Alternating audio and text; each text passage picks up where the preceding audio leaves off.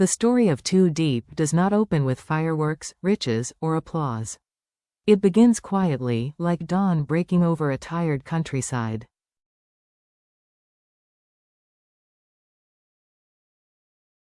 With a soft voice, she greets life each day.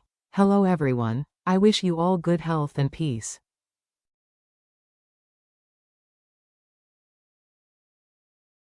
For Tu Diep, that is not a simple pleasantry. It is a prayer whispered into the winds of hardship, a prayer meant as much for herself as for the world.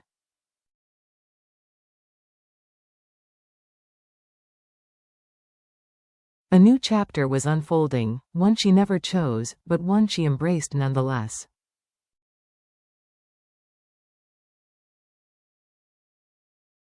With no one else to rely on, she stood where life demanded, a mother and a father in one body.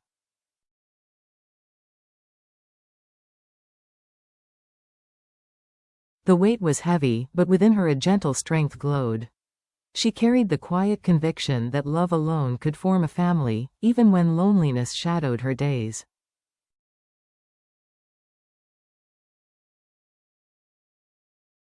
Shadows in the city. Far away, the city never slept. Its lights glittered against the night sky, but CEO James often felt like a lonely silhouette moving among them.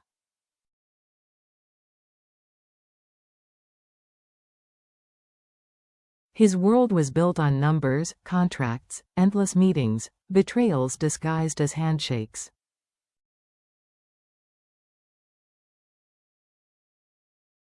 He wielded power, yes, but every evening when silence closed in, the victories at the boardroom table felt hollow.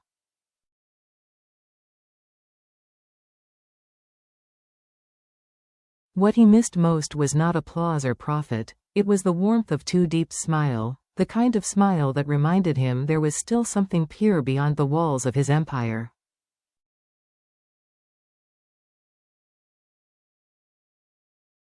Yet chaos surrounded him like a storm. Rivals clawed for his downfall, investors whispered their doubts, and James was trapped in battles only he could fight.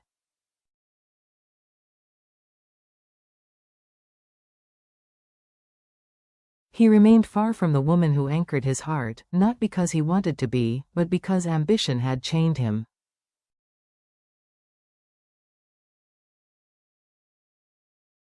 A chance encounter. Back in the countryside, Tu Diep bore her burdens silently. Each day she carried pineapples to market, returned to her modest home, and prayed for James's safety even though he was far beyond her reach.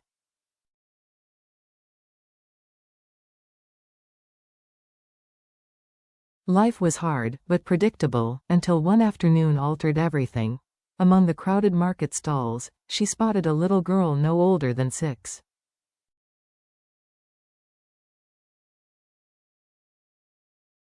Dust streaked her cheeks, tears welled in her eyes, and her tiny body shook with fear.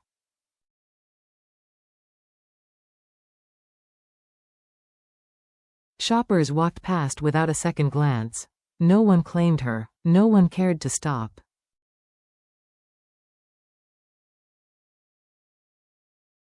But Tu Diep did. She knelt, brushed the child's hair from her eyes, and whispered gently, "You can come with me, at least until we find your mother."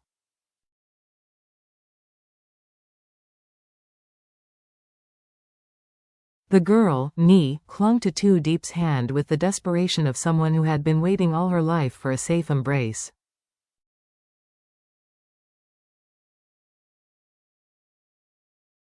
That evening, when Tu Diep prepared her modest meal of rice and vegetables, she placed an extra bowl on the table.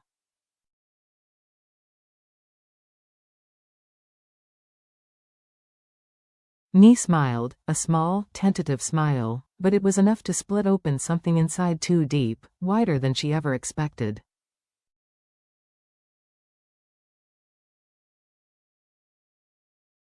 She had given the child food and shelter, but in return, the child gave her purpose.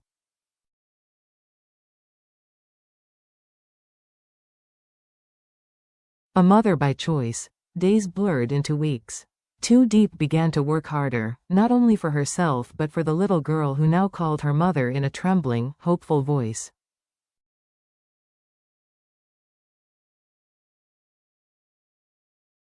Villagers whispered as they watched. Some spoke with pity, others with admiration, but Tu Diep ignored them all.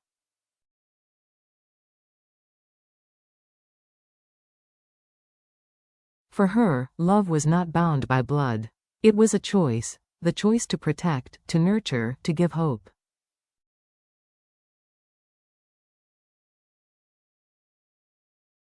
In the city, James's phone buzzed late at night with messages from Tu Diep. She never asked for money, never complained, never demanded.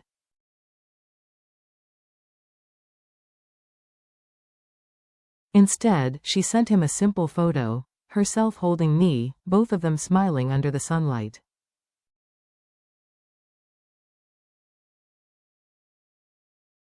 For the first time in months, James felt his chest tighten, not from the pressure of corporate war, but from longing.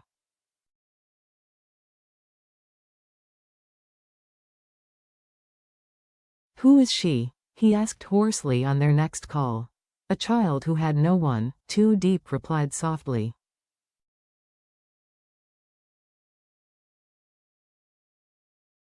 I couldn't turn her away. She reminds me that life is still worth fighting for.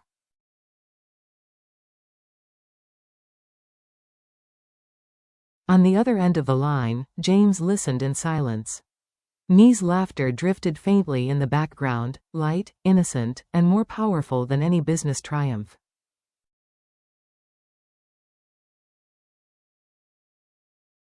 In that sound, James felt something shift.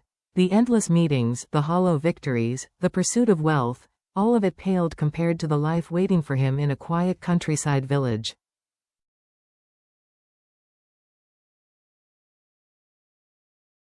The fragile, unbreakable bond. Through Nee, James glimpsed not only Tu Diep's resilience but also the life they might one day share.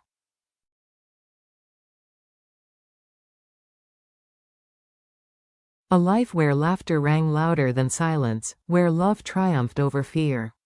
For the first time, he dared to imagine returning, not as a distant, untouchable CEO, but as a man who belonged to a woman and a child who gave him reason to come home.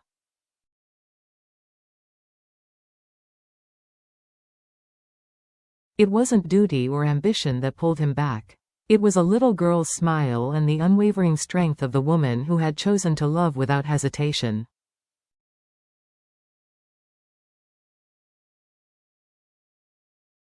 James stared long at the photo of Tu Diep and Nee long after the call ended. Tu Diep's smile was gentle yet unyielding, the smile of a woman who had learned to stand strong, again and again, against the storms of life.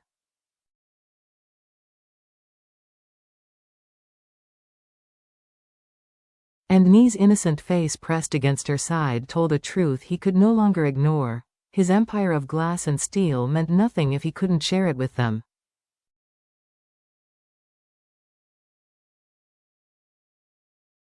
A return without applause, but returning home was not simple. His company was still under siege, contracts stolen, investors fleeing, shadows clawing at him.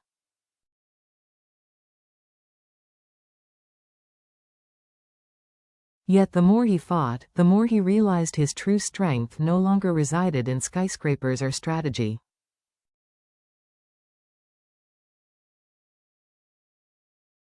It resided in the thought of Tu Diep waiting, raising a child with nothing but will and love.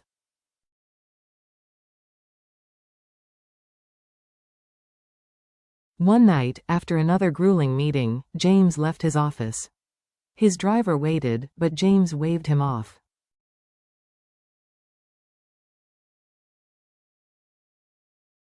He walked the neon-lit streets alone, vision blurred by exhaustion, but in his heart, one image remained vivid.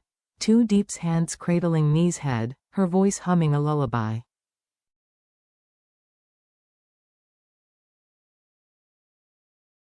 That, he realized, was his real victory, the life worth protecting. Days later, James booked a flight without telling a soul.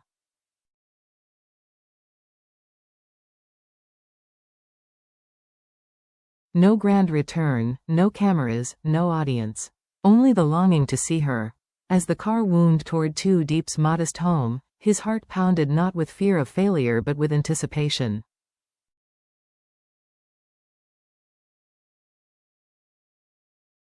At the edge of the fields, he saw her, hanging clothes on a bamboo line. Beside her, little Nee played with a wooden toy, laughter bright against the setting sun.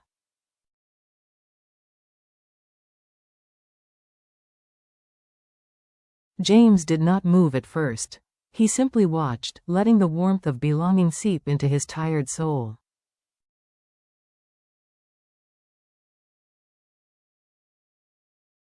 When Tu Diep turned, she sensed him before she saw him. Her eyes widened, then softened with an unspoken knowing.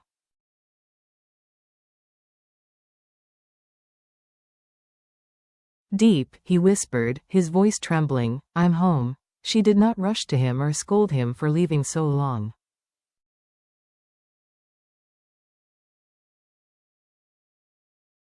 Instead, she smiled, a smile that forgave and welcomed at once. And when Nee tugged shyly at her dress and asked, "Mother, who is he?" Tu Diep bent down and answered softly, "He is someone very important to us."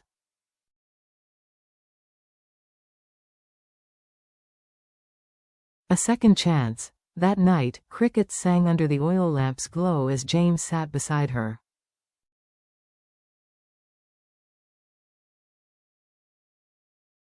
For a long while, they did not speak.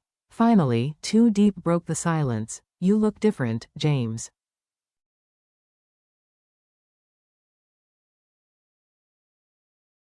"Not weaker, but tired. What is it you carry that makes you so heavy?" His eyes lowered.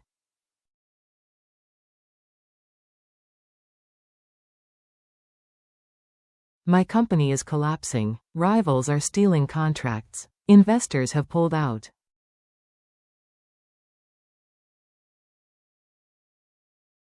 "John, he's been pulling strings, waiting for me to fall.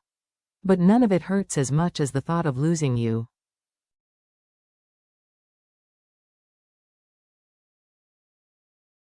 Tu Diep reached across the table, brushed his hand with hers, and said steadily, "You are not alone anymore."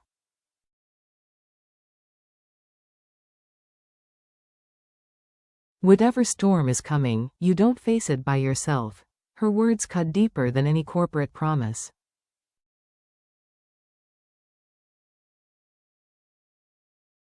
James realized then, he hadn't come back to escape failure. He had come back to fight, this time with new purpose.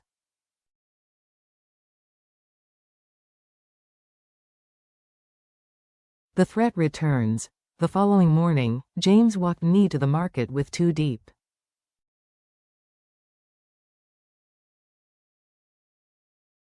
Her small hand in his felt like an anchor.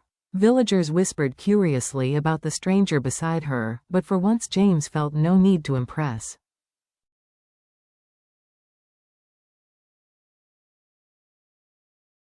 He was simply a man learning to earn the trust of a child, but peace never lasts. Later that week, a black car appeared at the edge of the village.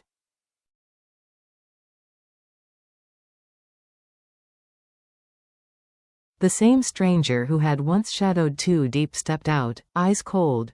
"You've hit him well, James," the man sneered.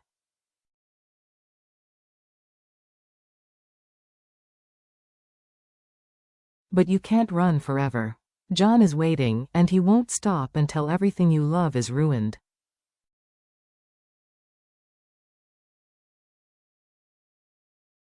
James's fists clenched, but Tu Diep's hand steadied him. "We will not be threatened," she declared.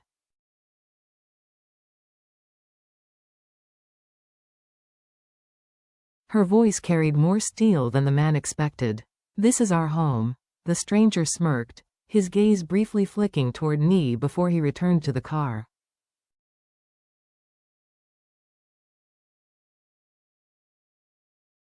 The unspoken threat lingered like poison in the air.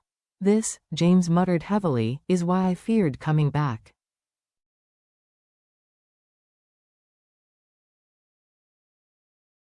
They'll come after you. After her. Tu Diep shook her head firmly. No, James. This is why you needed to come back.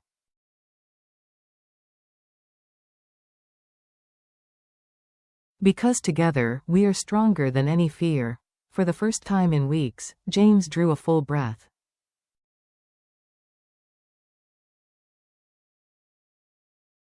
Her courage ignited a fire he thought he had lost.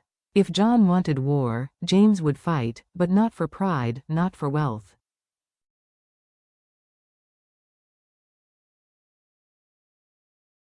He would fight for Tu Diep, for Nie, and for the fragile, beautiful life they were building.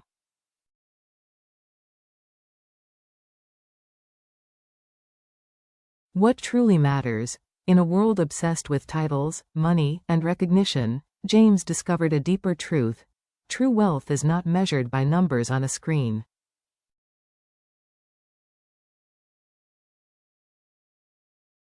It is measured by the bonds of love we create. Tu Diep's quiet resilience revealed that courage is not always loud.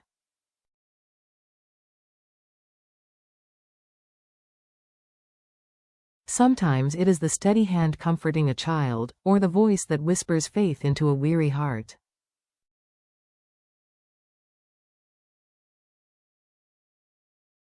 By choosing to adopt Nie, Tu Diep taught that love is not bound by circumstances.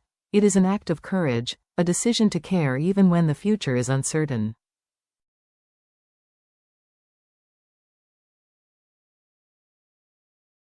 James's return was not an escape from failure, but a turning point. Leadership, he realized, was not about domination but about protection.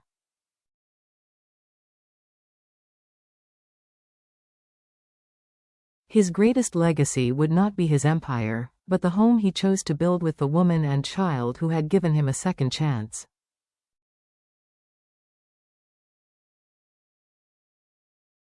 Eternal bonds. Storms will always come, betrayal, failure, fear are unavoidable. Yet this story proves storms cannot destroy those anchored in love.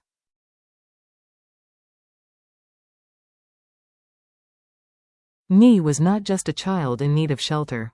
She was the bridge that united two hearts, making them stronger together than they had ever been alone.